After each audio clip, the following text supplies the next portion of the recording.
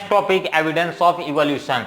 तो इस evidence of evolution तो बहुत सारे हैं जो हमने पढ़ के आ चुके हैं, तो जस्ट स्टार्ट करते हैं। इसमें पहला topic palaeontological evidence. Palaeontological evidence होता क्या है भाई, ठीक, ये बताओ मेरे को। देखो पैलियोंटोलॉजिकल एविडेंस को आप साफ भाषा में समझ सकते हो कि एक ये पैलियोंटोलॉजी क्या होता है। पैलियोंटोलॉजी एक टाइप की स्टडी होती है फॉसिल्स, फॉसिल्स की स्टडी।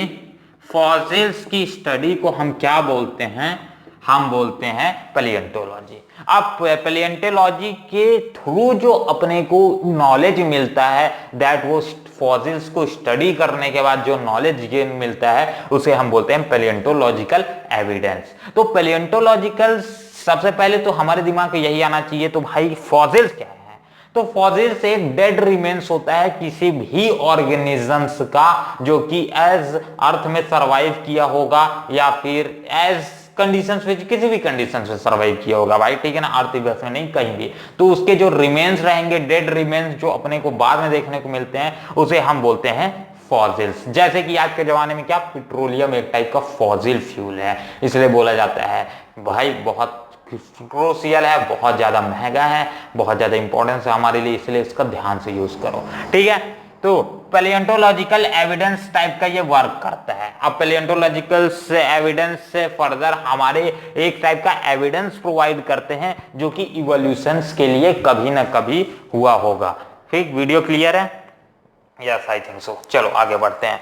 नेक्स्ट, तो पैलियोंटोलॉजिकल एविडेंस किस तरह से सबूत प्रोवाइड करते हैं, तो सबसे पहले यही आता है। देखो पैलियोंटोलॉजिकल एविडेंस हमारे जो सेडिमेंट्री रॉक से जो भी फॉसिल फ्यूल्स कवर हुए हैं, मिले हैं, उस फ्यूल्स को जब हम स्टडी करने किए तो अपने को मिला कि उसमें ऑर्गेनिक कंपाउंड्स फॉर्मेशन हुए, यानी ऑर्गेनिक कंपाउंड यानी डेड रिमेन्स प्रेजेंट हैं किसी और लिविंग ऑर्गेनिजम्स के जो कि पास्ट डेड था, यानी जो सरवाइव कर चुका था हमारे इस अर्थ में। अब अर्थ में क्या होती है, different by different layers formation होती जाती है एक के बाद एक इसी सेडिमेंट्री SEDIMENTRY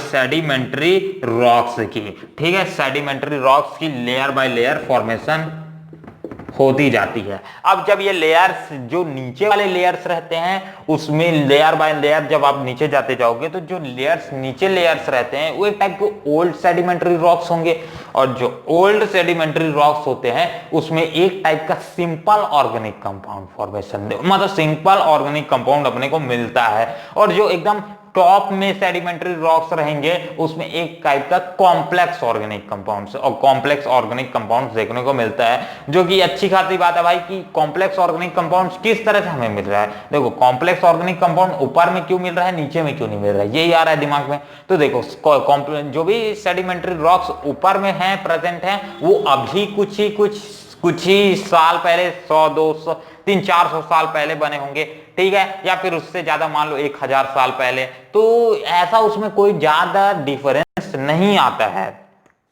ठीक है, 1000 साल 2000 साल पहले बने होंगे मान लो, तो भी उसमें कोई ज्यादा डिफरेंस नहीं आएगा कि एक टाइप का कॉम्प्लेक्सिटी ही शो करेगा। सिंपल सी बात है, कॉम्प्लेक्सिटी ही शो करेगा क्योंकि वो पूरी तरह से कवर या फिर पूरी तरह से डिग्रेड नहीं हुआ है। बट उसके जो नीचे वाले सेडिमेंट्री रॉक्स में जो फॉसिल्स प्रेजेंट है, फॉसिल्स वो एक टाइप के ओल्ड हो चुका है और वो ओल्ड होने के कारण कॉम्प्लेक्स ऑर्गेनिक कंपाउंड से सिंपल ऑर्गेनिक कंपाउंड्स में धीरे धीरे डिग्रेड होते चला गया।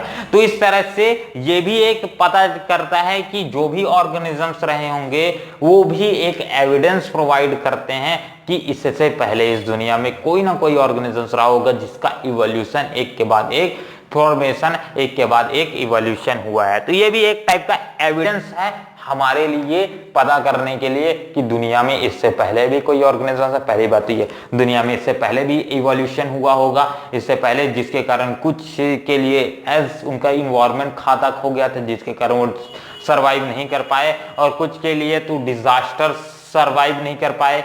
ये डिफरेंट कंडीशंस आ जाती है और जिसके कारण डिफरेंट लेयर्स बन जाते हैं, और ये भी एक टाइप का एविडेंस प्रोवाइड करते हैं। तो ये है पूरी की पूरी पैलियोंटोलॉजिकल एविडेंस की कहानी, ठीक। एक इसका फटाक से स्क्रीनशॉट हो जाए। हाँ, एक बात हमेशा ध्यान रखना कि ये टाइम्स के साथ डिफरेंट डिफरेंट सेडिमेंट्स रॉक्स की फॉर्मेशन होती रहती है और ये टेम्पलेट्स की फर्दर मूव भी होते रहते हैं एक पोजीशन से दूसरे पोजीशन।